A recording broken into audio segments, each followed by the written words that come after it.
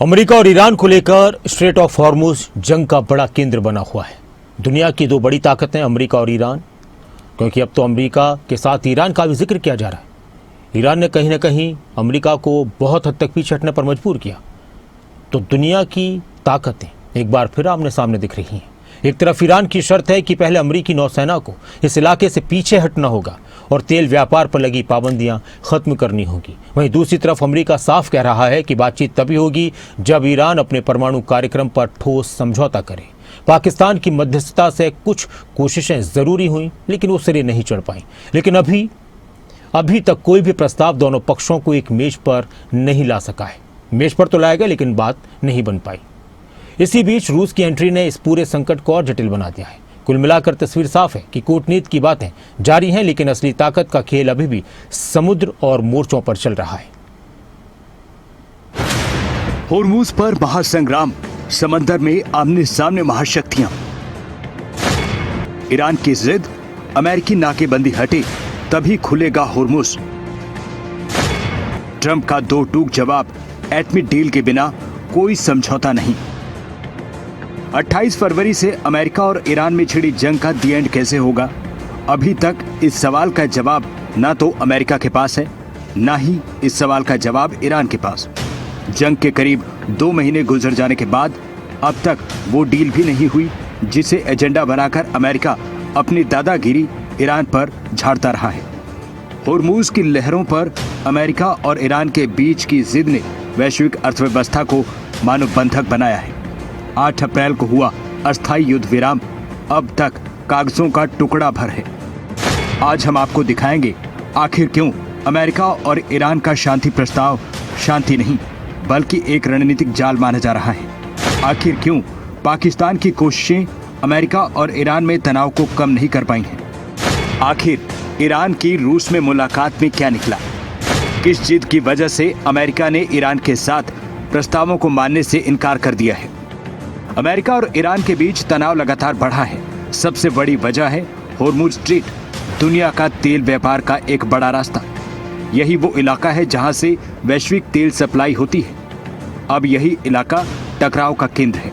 बातचीत और शर्तें रखने की कोशिशों में ट्रंप ईरान को हारा हुआ दिखाने में जुटे हैं। Country out militarily in the first 4 weeks. I took it out militarily. Now all we're doing is sitting back and seeing what deal. And if they don't want to make a deal, then I'll finish it up militarily with the other 25% of the targets. We've hit 78% of the targets that we've period of time that I mentioned, but I don't want to rush myself, because every story says, oh, Trump is under time pressure. I'm not, no. You know who's under time pressure? They are. एक तरफ America ने इस क्षेत्र में अपनी नौसेना की मौजूदगी बढ़ाई है। बीते कुछ दिन में ईरान के जहाजों को रोके जाने की घटनाएं भी सामने आई हैं। दूसरी तरफ ईरान ने जवाबी कदम उठाते हुए कुछ अंतर्राष्ट्रीय जहाजों को रोका, क्षेत्र में अपनी निगरानी तेज की है। कुल मिलाकर स्ट्रेट ऑफ होर्मुज में तनाव बढ़ा है। अमेरिका और ईरान के बीच तनाव कम होने का नाम नहीं ले रहा। सबसे बड़ी वजह होर्मुज स्ट्रेट, जो दुनिया के तेल व्यापार का सबसे अहम लाइफलाइन है। ईरान का कहना है कि वो अपने समुद्री तनाव को कम करना चाहता है। अमेरिका का रुख है कि पहले परमाणु कार्यक्रम पर समझौता जरूरी है। तनाव के बीच पाकिस्तान एक नाजुक पुल की भूमिका निभा रहा है। ईरान ने पाकिस्तान के जरिए जो प्रस्ताव भेजा है उसमें होर्मुज खोलने का वादा तो है, लेकिन बड़ी शर्त के साथ। ईरान ने अमेरिका को शांति प्रस्ताव भेजा, समुद्री घेराबंदी खत्म हो, अमेरिकी नौसेना होर्मुज से तुरंत पीछे हटे, तेल व्यापार की आजादी हो, ईरानी तेल टैंकरों पर से पाबंदियां हटाई जाएं, एटमी वार्ता में देरी हो, परमाणु मुद्दे पर बातचीत युद्ध के बाद होगी, स्ट्रेट ऑफ होर्मुज में ईरानी नौसेना का कंट्रोल बना रहे। उधर ईरान की इन शर्तों पर अमेरिका की नो कॉम्प्रोमाइज शर्तें हैं। अमेरिका चाहता है कि ईरान का यूरेनियम संवर्धन तुरंत बंद हो, परमाणु कार्यक्रम को सभी सीक्रेट साइट्स अंतर्राष्ट्रीय स्तर पर चेकिंग का हक मिले, बैलिस्टिक मिसाइलें टेस्ट पूर्ण प्रतिबंध लगे, होर्मुज को फ्री जोन रखा जाए, कोई टोल ना लिया जाए। ईरान ने पाकिस्तान के जरिए संदेश भेजा, जो मुद्दे सुलझ नहीं रहे उन्हें फिलहाल ठंडे बस्ते में डाला जाए। ईरान चाहता है कि पहले स्ट्रेट ऑफ होर्मुज खोला जाए, कारोबार शुरू हो। हालांकि ट्रंप का सीधा संदेश है, अगर एटमी डील की मेज पर नहीं आओगे तो होर्मुज की नाकेबंदी नहीं हटेगी।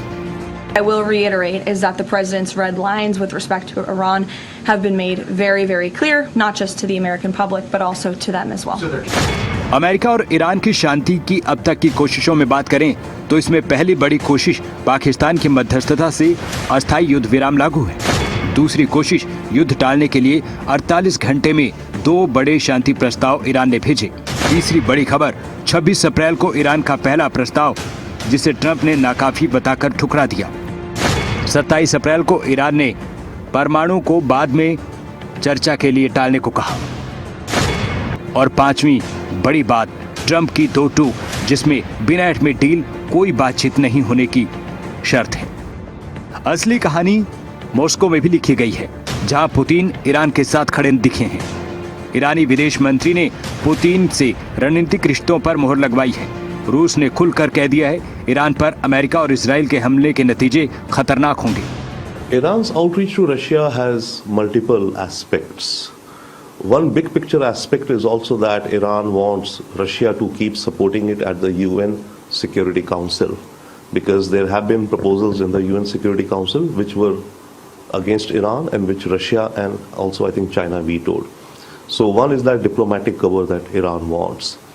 Second is a continuation or maybe expansion of technology, components and such related, because Iran is at war. They are preparing, they must be preparing, they are building up again their resources. शांति की कोशिशों में कई कूटनीतिक कदम उठाए गए हैं, जिसमें पहला है तीसरी बार पाकिस्तान पहुंचे ईरानी विदेश मंत्री। दूसरा कदम है पुतिन से मिले ईरानी के विदेश मंत्री। तीसरी बड़ी बात रूस ने अमेरिका और इजराइल हमलों की आलोचना की है। चौथी बड़ी बात फ्रांस का जवाब है ईरान नरम पड़े तभी कोई हल निकलेगा।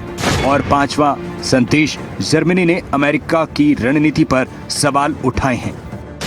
ये कोई फिल्मी सीन नहीं, अमेरिका और ईरान की जंग का दूसरा अध्याय यहाँ है। ईरान के साथी लेबनान में वो इलाका जहां अमेरिका के साथी इजराइल और ईरान के प्रॉक्सी नेटवर्क हिजबुल्लाह के बीच जंग जैसी स्थिति लगातार बनी है।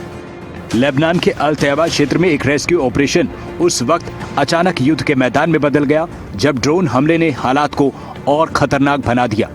ये लेबनान है जहां पर ईरान का प्रॉक्सी नेटवर्क हिजबुल्लाह एक्टिव है। होर्मुज हो या लेबनान, तस्वीर एक है। दुनिया की बड़ी ताकतें अलग अलग मोर्चों पर टकरा रही हैं। कूटनीति मेज पर है, लेकिन फैसला अभी भी समुद्र और सीमा पर हो रहा है। यही इस पूरे संकट का सबसे खतरनाक सच है। ये जंग रुकी नहीं है, बस अपना चेहरा बदल रही है। ब्यूरो रिपोर्ट, खबरें अभी तक।